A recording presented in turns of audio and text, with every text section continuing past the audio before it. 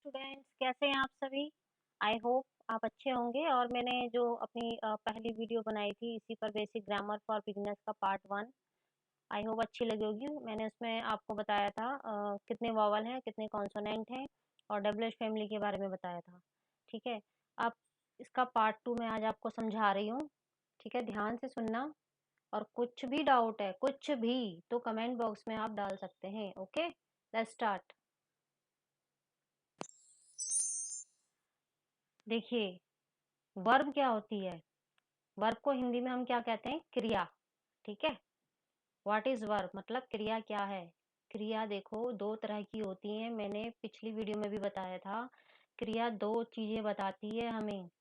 पहली, कार्य का समय, यानी कि वो काम किस समय हुआ है, वर्तमान में हुआ है, भूतकाल में हुआ है, या भविष्य काल में हुआ है। वर्तमान काल को प्रेजेंट, पास्ट भूतकाल, फ्यूचर भविष्य काल। ठीक है, तो प्रेजेंट में वो कौन सी वर्ब हैं जो हमें बताती हैं कि वर्तमान में काम हुआ है? Is, am, are, has, have.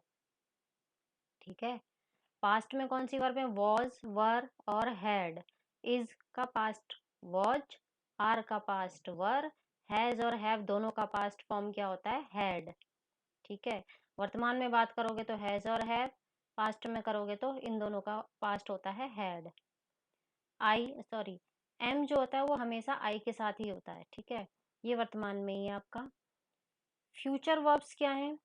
यानी कि अगर हम भविष्य में बात करते हैं तो हमारी जो फ्यूचर वर्ब्स है कि वो हमें बताएंगी कि वो कौन सी वर्ब है जो बताएंगी भविष्य में काम हो रहा है, विल या शैल।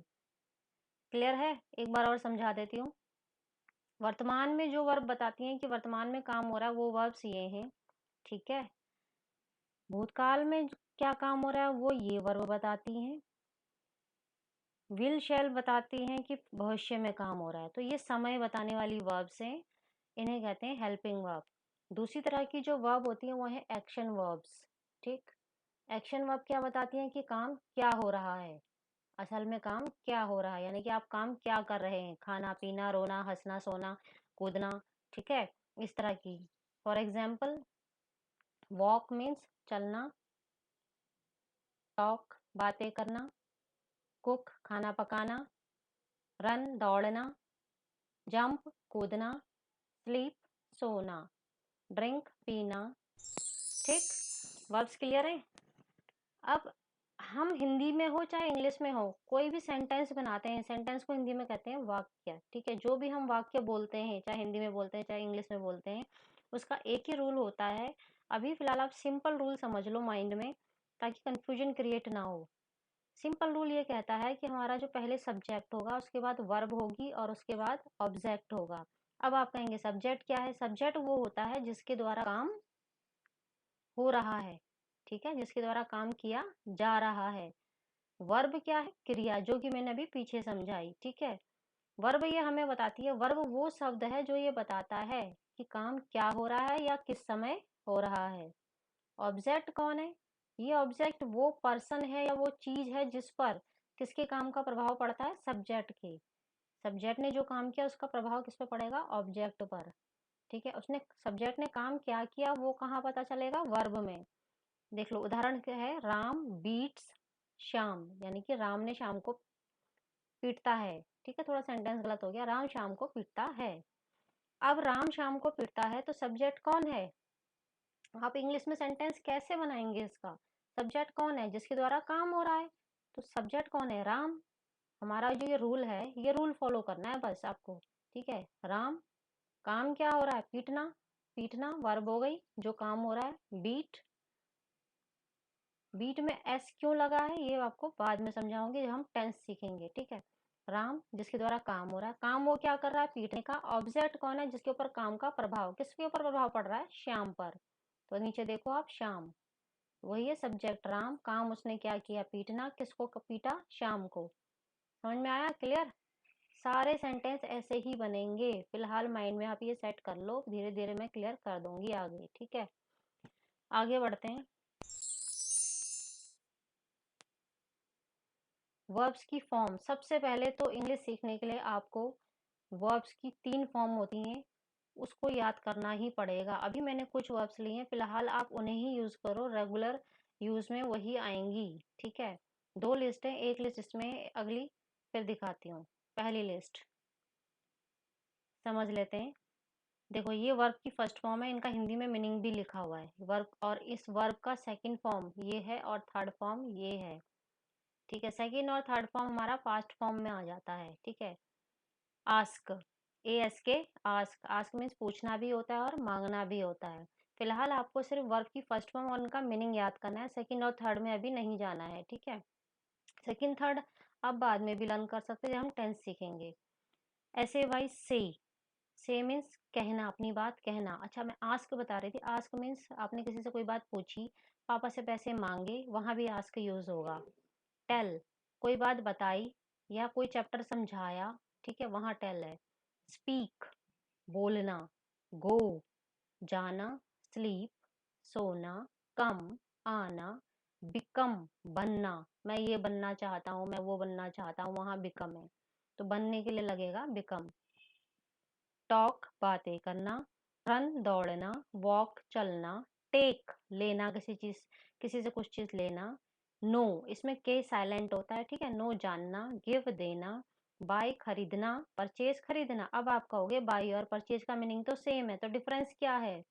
बाय होती है रोजमर्रा की छोटी मोटी चीजें खरीदना, परचेज होता है बड़ी बड़ी चीजें, जैसे कि लैंड, बिल्डिंग, कार, ये सब बड़ी बड़ी चीजें जब आप खरीदते हो उसके लिए वर्ड यूज करते हो परचेज। सेल, बेचना। वेक, जागना, उठना जिसे आप कहते हो सुबह। राइड, बाइक चलाना या साइकिल, दोनों के लिए यूज होगा राइड। याद रखना, मैंने साइकिल चलाना नहीं लिखा है, लेकिन आप लिख लेना। ड्राइव, गाड़ी चलाना। रीड, पढ़ना। पुट, रखना। कीप भी रखना। पुट और कीप में क्या डिफरेंस है? मीनिंग तो दोनों का सेम है। पुट होता है किसी भी चीज की को कहीं भी रख देना, मतलब जैसे आप ऑफिस से आते हो, अपना बैग एक पर्टिकुलर प्लेस पे रखते हो, किसी भी एक, आपको पता है आपने रोज वहां से आके अपना बैग अलमारी में रखना है, तो आप, लेकिन आपने रख दिया कहीं और, तो वहां पे रखने के लिए आप क्या यूज करोगे? पुट। कीप होता है उसकी स्पेसिफिक जगह पर, जो उसकी जगह है, जैसे अलमारी में रखते हो वहीं रखा है, आप कह रहे हो मैंने अपने अलमारी में अपना बैग रख दिया, तो वहां रखने के लिए क्या यूज करोगे? कीप। स्टडी, पढ़ाई करना। सी, देखना। वॉच, देखना। अब दोनों का मीनिंग सेम है फिर से। सी मीन्स जो चीज, देखो भगवान ने आंखें दी हैं, हमें सब कुछ दिख रहा है, आंखें हैं तो दिखेगा ही। ठीक है, हम, और वॉच होता है जान के, अपनी इच्छा से देखना किसी चीज को लंबे समय के लिए, जैसे आप कहते हैं ना क्रिकेट मैच देखा, टीवी देखा, आप जान के अपनी इच्छा से देख रहे हो, वहां पे देखने के लिए वॉच यूज होगा, और उसको लंबे समय के लिए देख रहे हो। सी होता है आंखें हैं तो सब कुछ दिख ही रहा है। क्राई, जोर जोर से रोना। शाउट, चिल्लाना। वीप, रोना। वीप मीन्स रोना, क्राई मीन्स जोर जोर से रोना। वीप होता है आंसू बहाना, क्राई मीन्स जोर जोर से आवाजें निकाल के रोना। ये आपने करना क्या है, ये वर्ड, इनकी स्पेलिंग एंड इनके मीनिंग लर्न करने हैं। ये हमारी वर्ब की फर्स्ट फॉर्म है, ये एटलीस्ट आप याद कर लीजिए थोड़ा बहुत। ठीक है, थोड़ा बहुत नहीं, पूरा ही याद करना है। ठीक है, सेकंड और थर्ड फॉर्म बाद में कर लेना। इसकी लिस्ट 2 बताती हूँ। कैच मीन्स पकड़ना। ठीक, कोई चीज किसी ने फेंकी और आपने कैच कर ली। ड्राइव, गाड़ी चलाना, पीछे आ चुका है। होल्ड, पकड़ना, जैसे कहते हैं होल्ड माई हैंड, मेरा हाथ पकड़ो। होल्ड द रेलिंग, रेलिंग को पकड़ो। ठीक है, ड्रॉ, खींचना, किसी चीज को जैसे रस्सी खींचना। ठीक है, ड्राइंग करने को भी ड्रॉ ही कहते हैं। बिगिन, शुरू करना। स्टार्ट भी यूज कर सकते हो। बीई, बी, बी मीन्स होता है होना। ठीक है, ये आगे बहुत आएगा, इसको याद कर लेना। वियर, पहनना। ग्रो, बढ़ना, मतलब बड़े होना। ठीक है, लाई, लेटना। ठीक है, लेटना या पड़े होना। सिंग, गाना। स्टैंड, खड़े होना। सिट, बैठना। विन, जीतना। वीव, क्या बोलते हैं? वीव, धागा बुनना। ईट, खाना। फ्लो, पानी का बहना। ब्लो, हवा का बहना। फॉल, गिरना। चूज, छांटना। राइट, डब्लू साइलेंट है, लिखना। स्पेलिंग जरूर याद कर लेना। बिल्ड, बनाना, बिल्डिंग बनाना। मेक, बनाना, दोनों बनाना, लेकिन बिल्ड है बिल्डिंग बनाने के लिए। ठीक है, लीव, छोड़ना या निकलना, घर से बाहर निकलना, ऑफिस के लिए निकलना, लीव। ठीक है, किसी प्लेस को छोड़ देना, वहां लीव। लिसन, सुनना, ध्यान देना। हियर भी सुनना। लिसन और हियर में क्या डिफरेंस है? हियर वही है कि भैया कान है तो सुनाई दे ही रहा है। लिसन हो गया हम अपनी इच्छा से। ठीक है, हम अपनी इच्छा से किसी चीज को सुन रहे, जैसे लिसनिंग म्यूजिक कहते हैं ना, म्यूजिक अपनी इच्छा से सुन रहे हैं, तो वहां पे हम लिसन का यूज करते हैं सुनने के लिए। फील महसूस करना, राइज बढ़ना यानी कि ऊपर को उठना, पानी का ऊपर उठना जैसे हम कह सकते हैं। डिग खोदना, डू करना। अभी के लिए इतनी ही वर्ब्स है, लेकिन आप अगर इतनी भी याद कर लोगे ना तो बहुत हेल्प हो जाएगी आपको।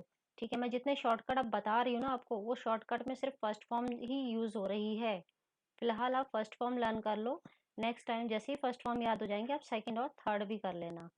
ठीक है, आज के लिए इतना बहुत है, काफ़ी बता दिया है मैंने। अब इसकी जो नेक्स्ट वीडियो रहेगी, वो नेक्स्ट वीडियो आपका जो है शॉर्टकट का पार्ट 2 आएगा। शॉर्टकट का पार्ट 1 में बता चुकी हूँ आपको, उसमें 2 ही शॉर्टकट थे, लेकिन अब शॉर्टकट का पार्ट 2 इसके बाद होगा। ठीक है, इसलिए ये वर्ब्स याद करना बहुत ज़रूरी है।